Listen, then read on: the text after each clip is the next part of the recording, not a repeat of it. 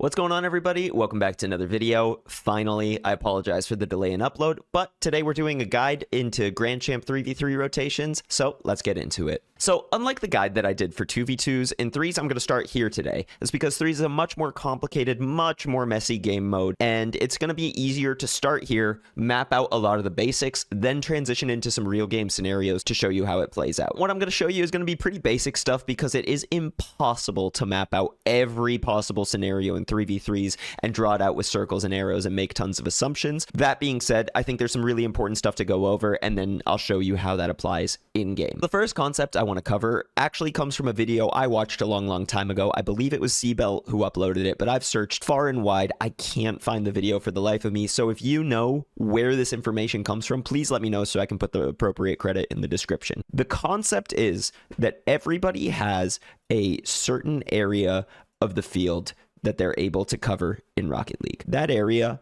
kind of forms a jelly bean around your car like this. It's not so easy to cover directly behind you, but you have a much wider area in front of you that you can cover. As you climb in the ranked ladder, that area that you're able to cover increases. So basically the point of this is to say that maybe like a diamond player can cover this much area of the field, and then as you improve your skills and progress into champ, grand champ, so on and so forth, that bubble becomes slightly bigger and you're just more capable of covering more of the field. The reason I want to bring that up is because the most essential thing is that in 3v3s, as much as possible, you want to avoid overlap between players. So if this is the area that everyone is capable of covering, anytime you end up with this overlap, your efforts are redundant. It happens temporarily, and it's okay. A lot of what you're going to want to do is adjust and get back to ideal positioning, which I'll show you next. First, I'm going to break it down by defensive rotations, and then I'll move into offensive rotations, because they're not the same. Now that we've talked about overlapping coverages, the next really basic principle I want to talk about is the 1-2-3 man rotation. This should sound pretty obvious, but as a coach, people mess this up all the time, and I'll show you exactly how and why. The one man is always the teammate who's making a play on the ball, whether it's just a clear, a challenge, if they're transitioning onto offense, and then everyone's job thereafter should be to backfill the person in front of them. What that means for the one's position is that they wrap around and cover behind the three. As you're going through your games, the one's man makes a play on the ball. Their job is going to be to wrap into the three, and then everyone moves into the next spot to follow suit. That is the most basic principle of 3v3s, and the reason I bring it up is because one of the most common mistakes will be for the one man to then cut in front and take the 2 spot, and all of a sudden, what do you have here? You have that overlapping coverage again, right? Both these players covering the same exact part of the field, and you're leaving a spot open in the 3-man. So what I've done here is I've laid out an incredibly common scenario. What I want you to focus on is the blue cars, the ones on defense. We'll transition to offense after. What we have is a 1-man making a play on the ball, a 2-man at near post, and a 3-man going into far post. Your ideal 3v3 rotations would look like this, right? Just like we drew it out in the past. Every person has a job to backfill where their teammates are at. The assumption here is that the one man is unable to transition the ball into an attack on offense. They get 50'd, orange continues with the ball, what have you. So if the one man's unable to transition the ball into offense, they're going to end up somewhere here, miss the challenge, and orange will continue with the ball. So based on the basics of 3's rotation, what should happen is that the 2's person should come up to challenge accordingly. The 3 should get into far post in net and start becoming the 2.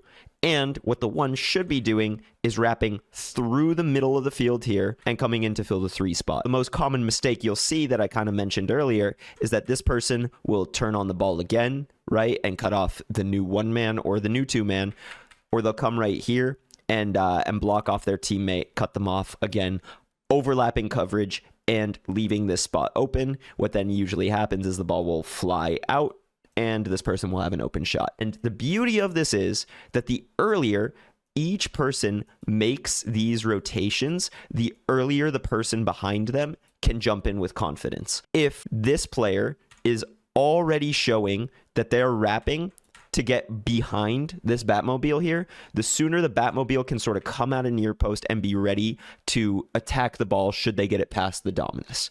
I hope that makes sense. So what I mentioned at the start is that these are ideals to shoot for. Your job in threes is to return to those positions as often and as quickly as you can. So let's move on to offense then. Offense is a little bit more fluid than defense because there's not as structured positions when you're attacking. The ideal thing you want to look for is one man on the ball, one person across to receive a pass, and one patrolling the midfield watching for a clear. The main thing you want to look out for is this kind of a triangle. When you're on offense, you want to be covering as much space of the field, right? We go back to that area that players are able to cover.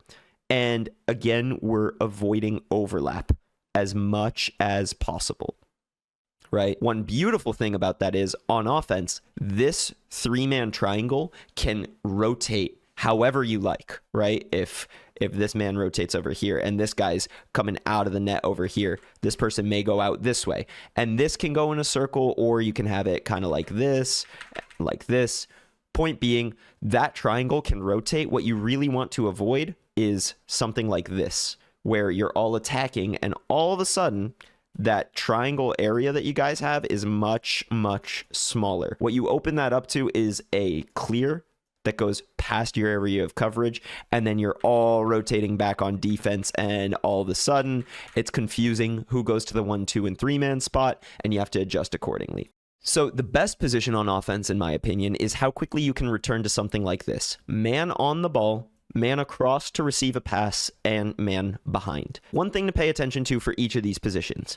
When you're the person who is on the ball, you can either shoot or you can make a pass. Your vision when you're the man on the ball kind of goes like this, right? So if we extend this line a little bit, this is another big mistake that I see in threes. This Dominus often thinks that they're going to be the one receiving a pass, and they're going to come in, try to shoot, and this guy's going to be double committing, and once again, you don't have that triangle. When your teammate on the wall has the ball, the guy who's sitting across is in their line of sight, and they're able to make that pass easier. Plus, for this guy, it is way easier to shoot anywhere on net coming from this angle than it would be from this angle. If the ball's coming this way, it's much, much more predictable versus shooting from here. You can shoot to any corner much more easily. It's way easier to change the direction and harder for the defense to read. What should the Dominus do? So this Dominus should be staying around this midfield line and trying to stay behind the ball, because this Octane is the most likely to get challenged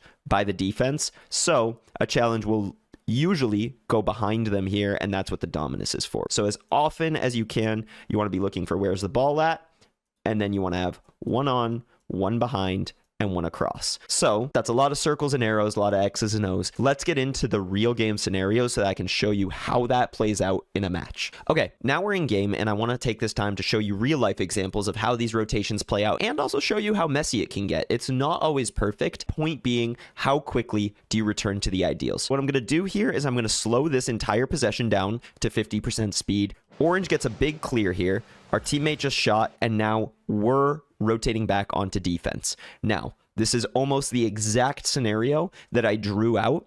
Orange is going to be attacking from this wall here. There's going to be a 1-man challenging. I'm already taking the 2-man spot, and our teammate who's slow to get back is taking the 3-man. Why is that? It's because Foxy Grandpa is closest to the ball. His car language shows that he's going to be the one to challenge first. So watch how our entire team gets into that 1, 2, 3-man position nice and quickly. As the ball comes down, notice how I rotate to near post. Foxy Grandpa is going to make a play on this. And where's our last teammate? Coming back, recovering boost, getting behind me. Now, this is what I wanted to show off, particularly in what I drew out there. Foxy Grandpa missed his challenge. And now, me as the 2-man, I have to rotate in, become the 1-man to challenge and cover behind him. And our last teammate is already gunning it towards the far post. Now, take a look at where the other 2 players rotate as this play develops. So I'm going to make a challenge on the ball, and Foxy Grandpa, though it looks like he's about to rotate straight into me, rotates back, and his job is now to get behind our 3rd teammate. And watch, I missed my 2nd challenge, so I'm already covering the area behind Foxy Grandpa, and now watch this. Once again, man on the ball, man rotating into near post, first man covering third spot. So I backed it up here because I want to show you at 100% speed from my POV. Take a look at it at full speed. Once again, getting back, I see that my teammate's going to be first to challenge. I want to take the 2-man. I become the 1 and make my challenges. Get bumped off, and then I see I have 1-man challenging, 1-man getting into net, and then I take that 3rd-man spot. Now we're switched into another game because I thought this play was a great example of how messy 3's rotations can be, but also the process of how quickly you want to switch back into a correct position. We're actually going to slow this down to 25% speed because there's a lot going on, but what you'll notice first is I'm rotating incorrectly, straight to near post, right in front of my teammates, and I see that that's happening, so boom. What do I do in this scenario? Well, I've got a 1-man on the ball. I've got a 2-man who's ready to turn on near post and cover behind him. So now watch what I'm going to do here. I'm going to leave the ball alone, and I'm going to flip all the way back through the middle of the field so that I can then get the coverage at far post. Yes, I get bumped, but I managed to recover. And then now we end up back in that 1, 2, 3-man position. Now, I think I do end up rotating towards net here. Yes, I do. So the one thing I would be wary of is rotating up towards the field while you're still on defense. We'll back up to here just so you can see it at full speed, and then you'll see the attempts to transition onto offense and how it can get messy again. But we're just going to keep rotating like that until we do get a clear and get it onto offense.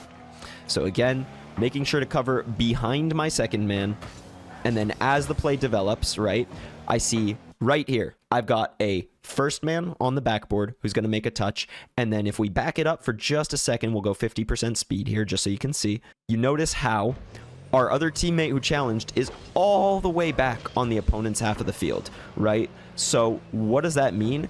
It means that we have a 1-man and I should be covering the 2-man because our teammate who is all the way back is going to be the last on the play. They should cover the 3-man spot. So then once again, I'm covering near post here because it's 3s.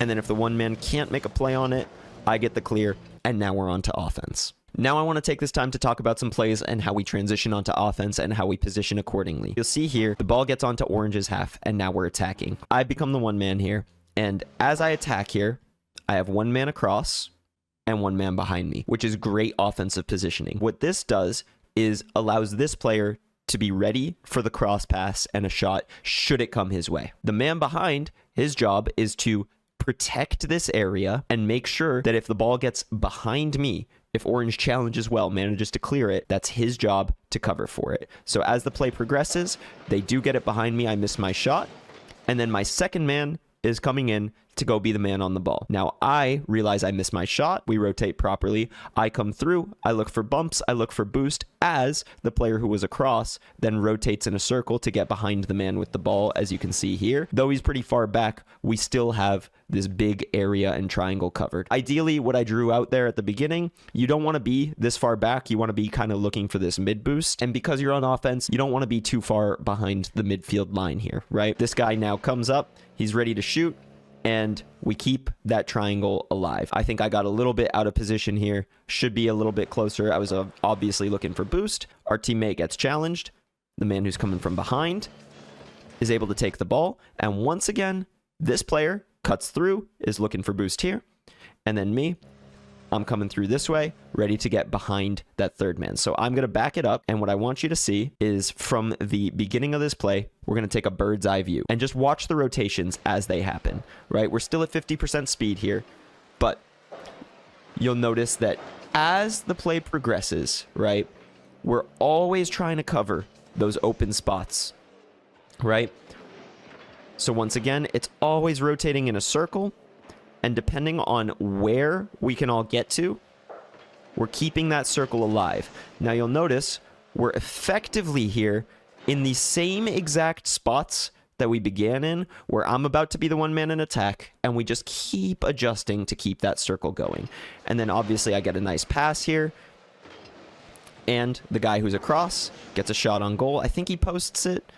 Unfortunate, but that's the basics of offensive rotation. With that being said, I know there's a lot in there, and like I mentioned, it's impossible to draw out every single scenario that may happen in 3v3s. So if there's anything to take away, it should be that 1, you should always remember the 1, 2, 3-man spots on defense. And if you're the 1-man, rotate through the middle of the field and get behind the 3rd man, not the 2nd man. And then when you transition onto offense, keep the triangle alive. Try to always make the pass across and try not to dive in as the man behind. I hope it was helpful. If you want any more detail or any more information, leave it down in the comments. I'll make sure to read them all. And thank you for watching.